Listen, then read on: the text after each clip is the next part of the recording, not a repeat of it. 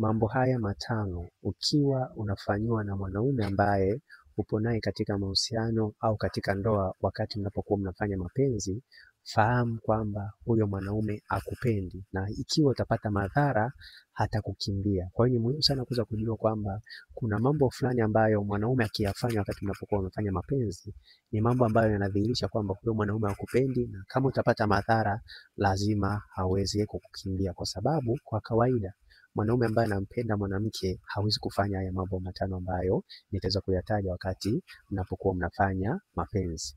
Jambo la kwanza kabisa ni kuingiza mashine au kitoi katika sehemu ya haja kubwa wakati mnapokuwa mnafanya faragha. Ikiwa unafanya faragha na mumeo au mpenzi wako, alafu akawa anakuingizia kimashini katika sehemu ya haja kubwa huyo mwanamke, fahamu kabisa kwamba huyo mwanaume hakupendi, kwa sababu kama utapata madhara huyo mwanaume atakukimbia. Na pia jambo la pili, kuingizia mkono katika kitumbua chako. Ikiwa mwanaume wakati unapokuwa unafanya faragha alafu akaingiza mkono wote katika kitumbua chako, fahamu kabisa kwamba huyo mwanaume kama utapata madhara hatakukimbia, au kama kitumbua chako kitaachia, hii itakuwa ni mojawapo ya changamoto ya kukimbiwa na huyo mumeo au na huyo mpenzi wako. Na pia jambo la tatu, kukuingiza mkono katika sehemu ya haja kubwa. Kama mpenzi wako au mumeo mnafanya mapenzi alafu anakuingiza mkono katika sehemu ya haja kubwa alafu anasukumiza kwa nguvu, fahamu kabisa kwamba ikiwa utapata madhara hatakukimbia, hakupendi.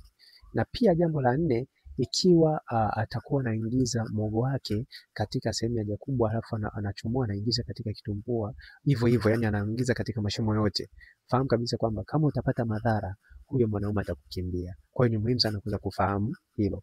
Na pia jambo lingine, kukuingizia vitu ambavyo vinafanya kitumbua au sehemu ya haja kubwa kuweza kuachika. Kama mwanaume anakufanyia mambo haya matano, mambo haya au hili jambo wakati mnapokuwa mnafanya faragha, fahamu kabisa kwamba huyo mwanaume hakupendi, na kama utapata madhara hatakukimbia. Na pia jambo lingine, kuingiza muhogo katika sehemu yako ya jicho au katika sehemu yako ya haja kubwa.